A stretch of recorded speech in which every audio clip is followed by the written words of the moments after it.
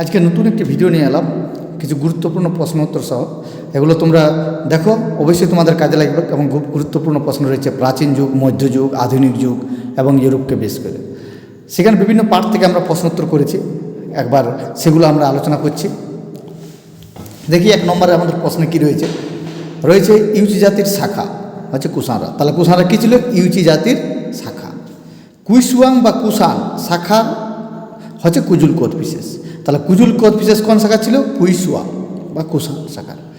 সত্য ধর্মাস্থিত উপাধি কুজুল কোদ বিশেষ। তাহলে কুজুল কোদ বিশেষের উপাধি কী ছিল? সত্য ধর্মাস্থিত। মহিষের উপাধি কার ছিল? ভীম কোদ বিশেষের। তাহলে মহিষের উপাধি নিয়েছিল ভীম কোদ বিশেষ।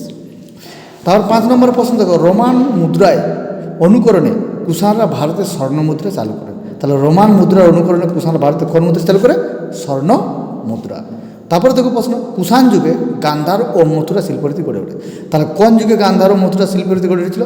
কুষাণ যুগে। তারপর 7 নম্বর প্রশ্ন দেখো, কনিষ্কের রাজধানী কোথায় ছিল? পুরুষপুর বা পেশোয়া। কনিষ্কের রাজধানী তাহলে কোথায়? পুরুষপুর বা পেশোয়া। অশ্ব ঘোষ কনিষ্ককে বৌদ্ধ ধর্মে দীক্ষা দেন।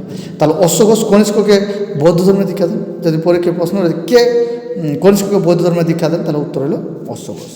এবারে কনিষ্ক কাশ্মীরের কুন্দলবন বিহারে চতুর্থ বৌদ্ধ সঙ্গীতে আহ্বান করেন। তাহলে চতুর্থ বৌদ্ধ সঙ্গীত কোথায় আহ্বান করা হয়? কাশ্মীরের কুন্দলবন বিহারে চতুর্থ বৌদ্ধ সঙ্গীত। এবার চতুর্থ বৌদ্ধ সঙ্গীত সম্মেলনের সভাপতি কে ছিল? তাহলে বসু মিত্র। তাহলে কে হচ্ছে সভাপতি? বসু মিত্র ছিলেন। সুন্দরানন্দ কার রচনা? হচ্ছে অশ্ব ঘোষের রচনা। সুন্দরানন্দ হচ্ছে অশ্ব ঘোষের রচনা। এরপর দেখো, বৌদ্ধ ধর্ম প্রচারের জন্য চীনে পাঠান কাশ্যপ মাতঙ্গকে। তাহলে বৌদ্ধ ধর্ম প্রচারের জন্য চীনে কাকে পাঠানো? কাশ্যপ মাতঙ্গকে। কুষাণরা দূত পাঠিয়েছিলেন রোমান সম্রাট ট্রোজেনের দরবারে। ট্রোজেন, কুষাণরা দূত পাঠিয়েছিলেন রোমান সম্রাট ট্রোজেনের দরবারে। কুষাণ যুগে রেশম পথের মধ্যে দিয়ে চীন ও রোমের মধ্যে বাণিজ্য চলত। তাহলে কুষাণ যুগে রেশম পথের মধ্যে দিয়ে কোন কোন কাদের মানে চীন ও রোমের মধ্যে বাণিজ্য চলত। চীন এবং রোমের মধ্যে কুষাণ যুগে কিন্তু বাণিজ্য চলত। দেবপুত্র সাহিদ উপাধি কার? বাশিষ্ক। তাহলে দেবপুত্র সাহিদ উপাধি ছিল বাশিষ্কের। এবারে দেখো,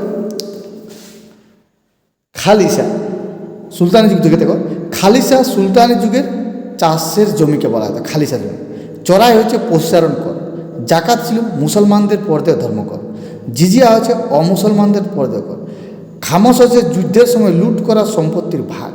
খারজ হচ্ছে শস্যের উপর ভিত্তি করে যে ভূমি রাজস্ব দেওয়া হতো। মাসাহত হচ্ছে জমি পরিমাপ করে রাজস্ব ধার্য। আর নাস হচ্ছে জমি পরিমাপ না করে আনুমানিক হারে রাজস্ব ধার্য। তাহলে দেখো এই প্রশ্ন উত্তর, খালিসা হচ্ছে সুলতানি যুগে চাষের জমি। চড়া হচ্ছে পশুচারণ কর। জাকাত ছিল মুসলমানদের পর্যায়ে ধর্মকর। জিজিয়া ছিল অমুসলমানদের পর্যায়ে কর।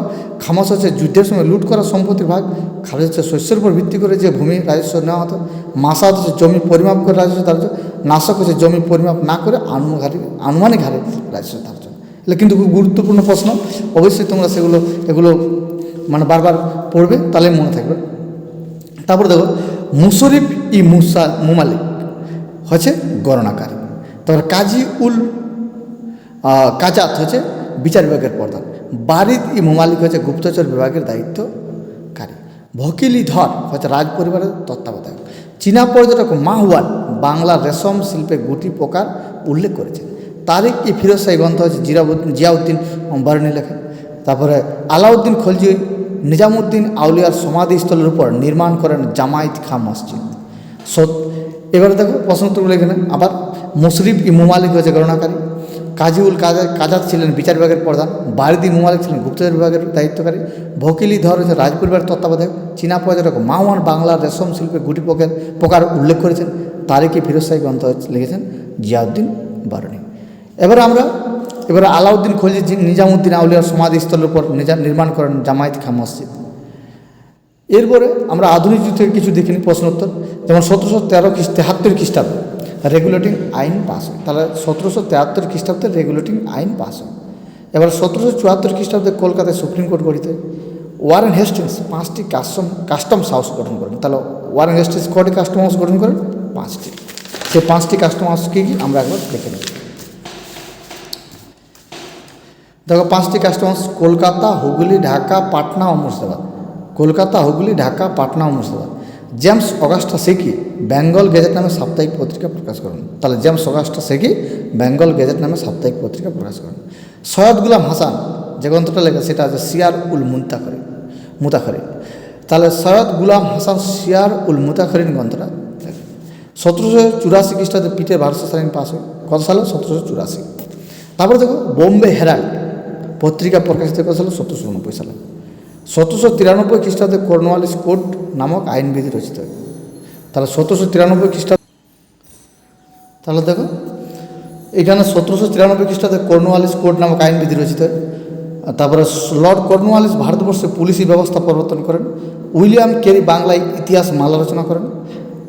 তাহলে এখান থেকে বিভিন্ন প্রশ্ন রয়েছে, আবার বলি 5টি কাস্টমস হাউস কলকাতা, হুগলি, ঢাকা, পাটনা ও মুর্শিদাবাদ। জেমস অগাস্টা সেকি বেঙ্গল গেজেট নামে সাপ্তাহিক পত্রিকা প্রকাশ করেন। সৈয়দ গুলাম হোসেন সিয়ার উল মুতাখরিন গ্রন্থ। আর 1784 খ্রিস্টাব্দে পিটের ভারত শাসন আইন পাস হয়। বোম্বে হেরাল্ড পত্রিকা প্রকাশিত হয় 1789 খ্রিস্টাব্দে। 1793 খ্রিস্টাব্দে কর্নওয়ালিস কোড নামক আইনবিধি রচিত হয়। লর্ড কর্নওয়ালিস ভারতবর্ষে পুলিশি ব্যবস্থা প্রবর্তন করেন। উইলিয়াম কেরি বাংলায় ইতিহাস মালা রচনা করেন। আরও দেখো এখানে প্রশ্ন রয়েছে, কর্নেল সিলিম্যানের নেতৃত্বে ঠগি দস্যুদের দমন করা হয়। তাহলে কার নেতৃত্বে ঠগি দস্যুদের দমন করা হয়? কর্নেল সিলিম্যান। 833 খ্রিস্টাব্দে চার্টার আইন অনুসারে বাংলার গভর্নর জেনারেলকে ভারতের গভর্নর জেনারেল বলে ঘোষণা করে। তাহলে 833 চার্টার আইন অনুসারে বাংলার গভর্নর জেনারেলকে ভারতের গভর্নর জেনারেল বলে ঘোষণা করা হয়।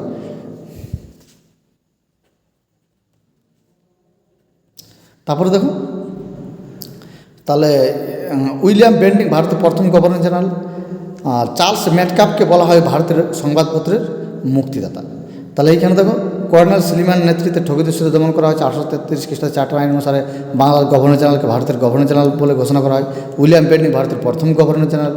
চার্লস মেটকাপকে বলা হয়েছে ভারতের সংবাদপত্রের মুক্তিদাতা।